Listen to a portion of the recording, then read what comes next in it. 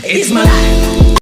Assalamualaikum warahmatullahi wabarakatuh. Selamat pagi anak-anak. Sebelumnya di sini saya akan memperkenalkan diri terlebih dahulu. Perkenalkan, nama saya Mufti Dina Aulia, bisa dipanggil Mufti ataupun Dina. Nah, di sini saya dalam 2 minggu ke depan saya yang akan mengampu kegiatan pembelajaran IPA pada kelas 8 untuk materi struktur dan fungsi jaringan pada tumbuhan. Adapun peraturan pada kegiatan ini, yang pertama, jika ada pertanyaan di layar kalian dapat menjawab pertanyaan terlebih dahulu dan jangan lupa menyebutkan nama dan nomor absen. Di sini Ibu meminta tolong kepada ketua kelas ataupun sekretaris untuk mencatat nama-nama teman kalian yang sudah menjawab pertanyaan yang ada di layar. Dan yang kedua, jangan lupa presensi terlebih dahulu atau bisa dilakukan setelah kalian pulang sekolah. Ya, di sini Ibu akan menjelaskan struktur dan fungsi jaringan tumbuhan. Adapun kompetensi dasarnya yaitu menganalisis keterkaitan struktur jaringan dan fungsi serta teknologi yang terinspirasi oleh struktur tumbuhan dan menyajikan karya dan hasil penelusuran berbagai sumber informasi tentang teknologi yang terinspirasi dari hasil pengamatan struktur tumbuhan. Adapun indikator pencapaian kompetensi, yaitu yang pertama ada mengidentifikasi struktur dan fungsi akar, batang, dan daun, mengidentifikasi struktur fungsi bunga, buah, dan biji, menganalisis struktur dan fungsi jaringan, dan yang terakhir menganalisis teknologi yang terinspirasi oleh struktur tumbuhan. Adapun tujuan pembelajaran, yang pertama, siswa dapat mengidentifikasi struktur dan fungsi akar, batang, dan daun. Yang kedua, ada siswa mengidentifikasi struktur fungsi bunga, buah, dan biji. Dan yang ketiga, siswa dapat menganalisis struktur fungsi jaringan. Dan yang keempat, siswa dapat menganalisis teknologi yang terinspirasi oleh struktur tumbuhan. Nah, di sini apa yang kalian ketahui mengenai tumbuhan? Ya, benar sekali. Tumbuhan itu merupakan salah satu jenis makhluk hidup ataupun organisme. Nah, sebelum kita memasuki tentang struktur dan fungsi organ, nah, setiap organ tumbuhan itu tersusun atas berbagai jenis jaringan. Sebelum membahas lebih lanjut tentang jaringan pada tumbuhan, kenalilah dulu organ-organ pada tumbuhan seperti adanya bunga, daun, buah, batang, dan akar. Nah, selanjutnya di sini kita akan memasuki mengenai akar. Nah, di sini Ibu ingin bertanya, apa yang kalian ketahui tentang akar pada tumbuhan? Jika kalian bisa menjawab, sebutkan nama dan nomor absen ya. Untuk yang Ibu minta, ketua kelas ataupun sekretaris membantu teman-temannya untuk menulis nama dan nomor absen mereka.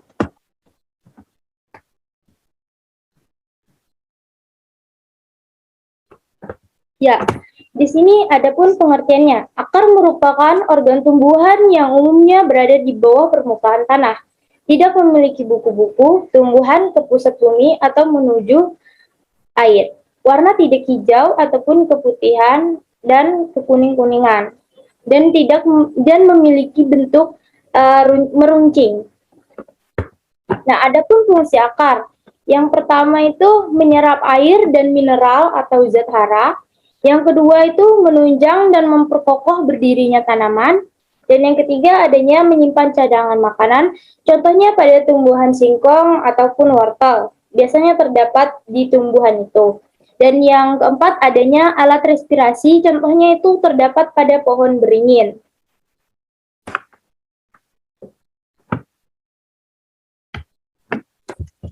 Nah, sistem perakaran pada tumbuhan ini terdapat dibagi menjadi dua, yaitu sistem perakaran serabut dan sistem perakaran tunggang.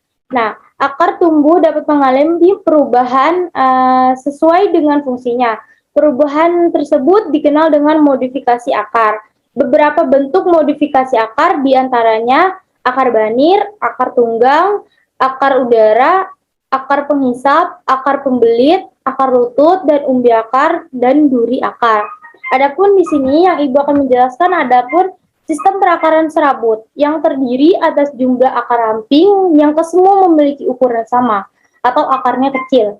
Sistem perakaran serabut terbentuk pada waktu akar primer membentuk cabang sebanyak-banyaknya dan tidak memiliki perbesaran pada cabang dan akar primer menjadi mengecil. Adapun sistem perakaran tunggang terdiri atas beberapa cabang, sebuah akar besar dan ranting akar. Akar yang memiliki berasal dari perkembangan akar-akar primer yang berkecambah.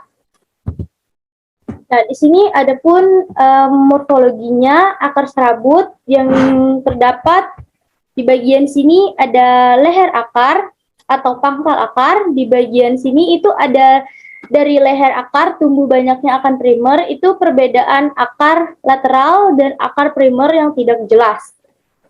Nah, di bagian ini itu terdapat rambut akar. Dan di bagian ujung ini terdapat ujung akar.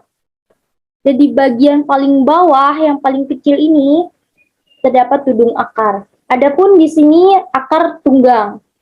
Nah, di akar tunggang ini, di bagian ini terdapat leher atau pangkal akar. Di bagian ini ada batang akar. Di bagian ini itu terdapat cabang akar. Dan di bagian ini yang halus-halus seperti rambut-rambut ini adalah bulu akar atau rambut. Dan di bagian paling ujung ini seperti helaian ini adalah disebut dengan serabut akar. Dan di bagian dari sini sampai sini itu disebut dengan namanya ujung akar. Dan di bagian bawah ini itu adalah tudung akar. Jarang sekali bisa terdapat, kalau kalian cabut tanaman itu jarang sekali bisa sampai ke ujung tudung akar, itu jarang sekali. Nah, di sini kita akan memasuki apa yang kalian ketahui tentang peran batang pada tumbuhan. Ayo, siapa yang bisa menjawab? Ya, di sini ada pun pengertian batang. Batang merupakan bagian tumbuhan yang menjulang dari tanah hingga ke atas. Batang umumnya berbentuk panjang, bulat seperti silinder, yaitu memiliki ruas-ruas yang masing-masingnya dibatasi oleh buku-buku. Nah, disebut juga dengan nodus. Nah, pada nodus ini tempat meletaknya daun ataupun tunas. Nah, di sini ada pun fungsi batang. Yang pertama ada mendukung tumbuh-tumbuhan. Yang kedua sebagai alat transportasi air, mineral, dan bahan-bahan makanan. Yang ketiga ada tempat tumbuhnya cabang, daun, dan bunga. Yang keempat adanya penyimpanan cadangan. Contohnya itu pada pohon tebu dan kaktus. Ada juga seperti batang yang akan bercabang dan ada yang tidak bercabang, itu batang tumbuh yang dapat mengalami perubahan bentuk sesuai dengan fungsinya. Nah, perubahan tersebut dikenal sebagai modifikasi batang. Beberapa bentuk modifikasi batang diantaranya itu ada umbi batang, rimpang, dan filokladia. Nah, di sini ada pun perbedaan batang monokotil dan dikotil. Yang pertama itu pada monokotil itu dia itu batangnya tidak bercabang dan tidak memiliki kambium, memiliki ruas dan tidak mengalami pertumbuhan sekunder. Adapun dikotil dia itu batang bercabang dan memiliki kambium, tidak beruas dan mengalami pertumbuhan sekunder dengan bertambahnya besar diameter batang. Ya, di sini kita akan memasuki tentang daun. Di sini Ibu akan menanyakan apa yang kalian ketahui tentang daun pada tumbuhan.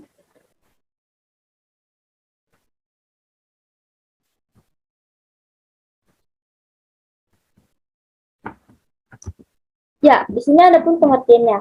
Daun merupakan organ tumbuhan yang menempel pada batang. Umumnya berbentuk tipis lebar dan banyak mengandung zat hijau yang dinamakan klorofil.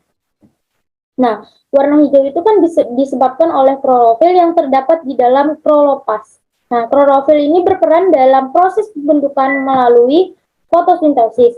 Jadi, fungsi utama daun adalah sebagai tempat melangsungkan proses fotosintesis. Selain itu juga, daun berfungsi sebagai tempat pertukaran gas serta tempat terjadinya gutasi atau transpirasi. Nah, daun ini terdiri atas helaian daun, tangkai daun, pelepah daun. Habis itu daun ini memiliki ketiga bagian, ini disebut dengan daun lengkap. Nah, apabila dari satu bagian saja yang tidak ada disebut, itu daun tidak lengkap. Pertulangan daun yang menjari, menyirip, dan sejajar. Seperti halnya pada akar dan batang. Daun juga dapat mengalami modifikasi, perubahan bentuk atau fungsi. Beberapa bentuk modifikasi daun diantaranya itu ada umbi lapis, daun penangkap serangga, daun gelembung, habis itu alat pembelit, duri daun, dan duri daun penumpu.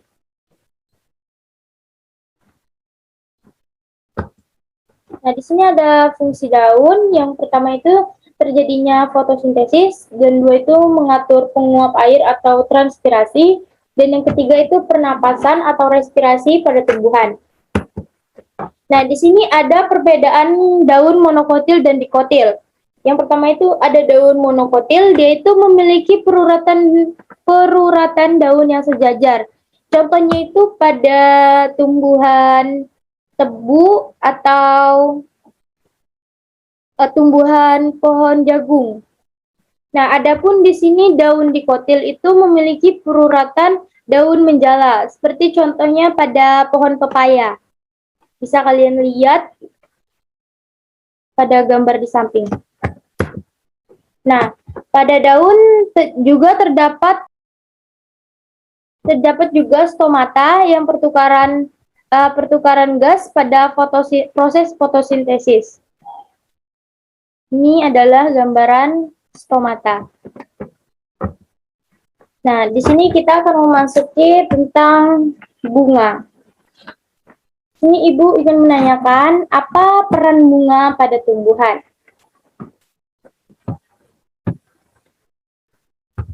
Ya, di sini ada pengertian, bunga merupakan alat reproduksi generatif pada tumbuhan. Bunga tersusun atas dua bagian utama, yaitu ada perhiasan bunga, alat reproduksi bunga. Perhiasan bunga meliputi adanya tangkai, kelopak, dan mahkota. Sedangkan alat reproduksi itu berupa benang sari, alat kelamin jantan, dan putik itu adalah alat kelamin betina. Nah, sebelum ke bagian ini, adapun bagian-bagian bunga itu terdiri atas bagian steril dan bagian fertil. Nah, bunga yang memiliki seluruh bagian steril dan fertil itu disebut bunga lengkap. Adapun bunga yang tidak memiliki salah satu bagian disebut bunga yang tidak lengkap.